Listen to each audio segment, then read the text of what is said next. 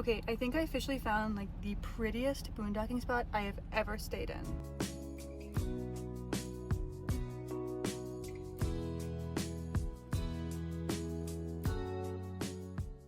Tucked away in the heart of central Idaho are the Sawtooth Mountains. In 1972, Congress established the Sawtooth National Recreational Area, protecting over 750,000 acres of wilderness, rivers, and alpine country. The designation was meant to preserve the landscape while still allowing people to experience all it has to offer. Today, many people come here to hike, fish, camp, and connect with a truly wild place.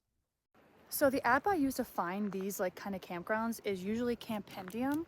That one's good for like RVing just because you're able to like see kind of like what other RV sizes fit in the spaces, and they're a little more catered to like RVers. So that's the app I like to use to find like free spots to stay like this one.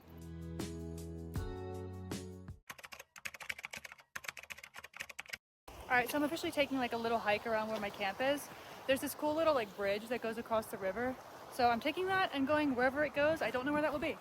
This spot is just north of Ketchum, Idaho, and sits along Highway 75 in the Sawtooth Mountains and sits right along the Big Wood River. So this trail does come up on all trails, but it's definitely not a trail. It's definitely just like a little bushwhack. I think people mostly do it for like snowshoeing in like the snow, obviously in the winter, but it is really pretty in the summer. Maybe the goal is to kind of get up on like one of those little mountains up there, but we'll see.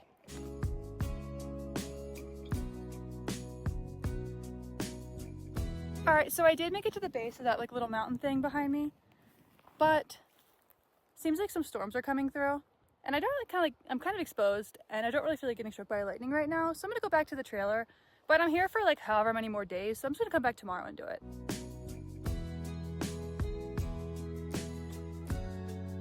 So when I boondock, I don't like to use my overhead lights that much since they kind of use a lot of electricity, and I want to conserve my battery.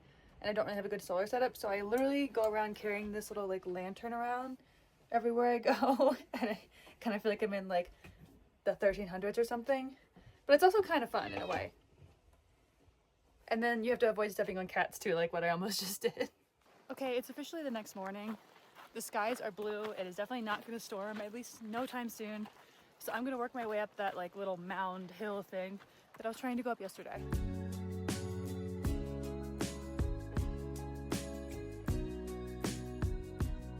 All right, so I made it to the top of like the mountain thing that I was climbing up.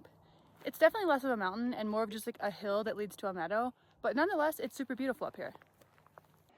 And there's my cats right there. You barely see the trailer, but it is there. So this like hill thing was honestly so incredibly steep getting up. And now I'm kind of looking at what I got to get into to get down from this. And I'm like mildly traumatized, but I know if I got up it, I can get down it. But that's your life lesson, is when you go up something, you're gonna probably have to go back down it. So just think about that before you go up the sketchy, steep game trail.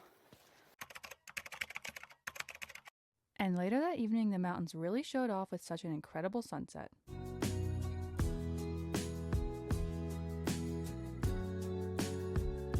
All right, it's been officially 5 nights. We have like enough like stuff to get through like another night maybe, but I booked a boondocker's welcome in Ketchum so we could actually like leave the trailer behind and go do a bunch of stuff. Because I don't like to leave the cats like at a boondocking location. But a boondocker's welcome is like someone's house, so it's a little different. But I am really bummed out to leave this spot. Like, look at these views behind me. We've been here for the last 5 nights. It's been so nice. The cats have loved it. And I'm just really bummed out to leave, but I will definitely come back.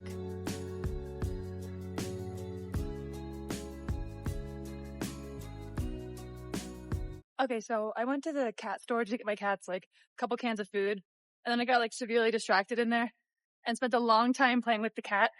So now I'm gonna just walk down the street, gonna go get a beer at the brewery, and then grocery outlet.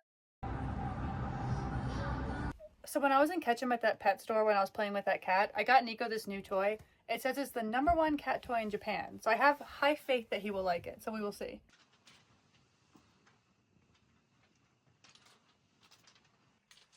It's confusing. I don't think he hates it. Okay, unfortunately, I think Nico might be kind of scared of the toy. It makes like really kind of like a scary, alarming sound, so he does not like it. There are some...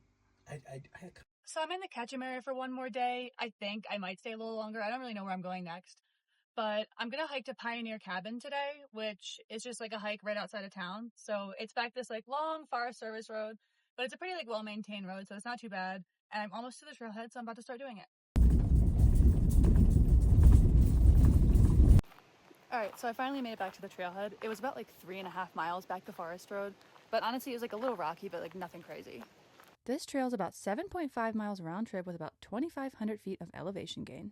High above Sun Valley, tucked deep in the Sawtooth Mountains, stands Pioneer Cabin, a backcountry hut built in the 1930s. Built by the Sun Valley Company, Pioneer Cabin was meant to feel like a piece of the European Alps in the middle of Idaho, and early ski instructors from Austria and Switzerland used it as a high-altitude training lodge. Over the years, the cabin became a symbol of Idaho's mountain heritage, a relic of the early ski era and a favorite destination for hikers. Okay, first of all, look at the view behind me. But once you get to the top, there's this like old cabin. Excuse the lighting, it's kind of crazy up here. But there's this old cabin up here that you can walk around in. And you can definitely stay here. There's like bunks everywhere. And there's like gear. So if you're stuck in these mountains, it's like a perfect place to shelter. And it's really cool, honestly. Also, if you happen to be watching this and you like adventure travel and like RV life and that kind of stuff in general, you should definitely subscribe to my channel. I'm new to this and I'm just starting out. And I'm slowly figuring it all out, but I'm having a lot of fun with it. And every subscriber I see, it means so much to me and it makes me feel so good. I feel like I can't be alone in this, but whenever I do a hike, like say like 8 or more miles, I feel like the last mile is like the worst thing in the entire world and it just drags on forever. Like I have less than 3/4 of a mile left and it feels like it's gonna take me 62 years, even though I'm going pretty fast. I don't know if I'm alone in that. Let me know.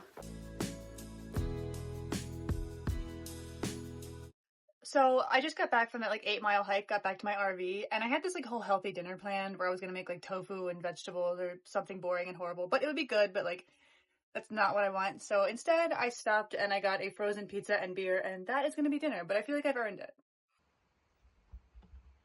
Today, the Sawtooths remain one of Idaho's most iconic destinations, a place where rugged beauty meets solitude and where you can still find yourself completely off-grid. And if you like this video, it would mean so much to me if you'd give it a like and subscribe to my channel. Alrighty, see you in the next video.